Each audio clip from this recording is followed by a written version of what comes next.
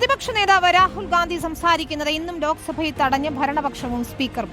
രാഹുൽ ഗാന്ധിയെ തടയുന്നത് ശരിയല്ലെന്ന് ലോക്സഭയിൽ ശശി തരൂർ പറഞ്ഞു. സ്പീക്കർക്കെതിരെ അവിശ്വാസ പ്രമേയം കൊണ്ടുവരാനുള്ള നീക്കം പ്രതിപക്ഷം ശക്തമാക്കി. സ്പീക്കർ അപമാനിച്ചെന്നാണ് കോൺഗ്രസ് വനിതാ എംപിമാരുടെ പരാതി. പ്രതിഷേധങ്ങൾക്കിടെ ബജറ്റ് ചർച്ച തുടങ്ങാനാകാതെ ലോക്സഭ നാളെ വരെ പിരിയും. स्पीकर साहब के पास हम गए, मैं नहीं, मेंबर ऑफ द हाउस में.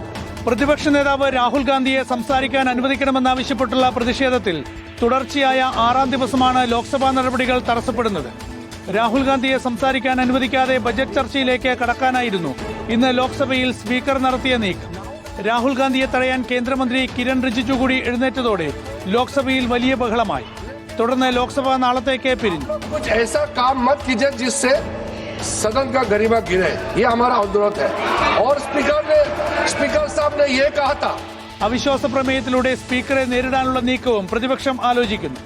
പ്രധാനമന്ത്രിയെ കോൺഗ്രസിന്റെ വനിതാ എംപിമാർ ആക്രമിക്കാൻ ശ്രമിച്ചെന്ന സ്പീക്കറുടെ ആരോപണത്തിനെതിരെയും പ്രതിപക്ഷം നിലപാട് കടുപ്പിക്കുകയാണ്. വനിതാ അംഗങ്ങളെ അപമാനിക്കുന്ന പരാമർശങ്ങൾ സഭാരേഖയിൽ നിന്ന് നീക്കണമെന്ന് ആവശ്യപ്പെട്ട് കോൺഗ്രസ് അംഗം ജ്യോതി മണി സ്പീക്കർക്ക് കത്ത് നൽകി.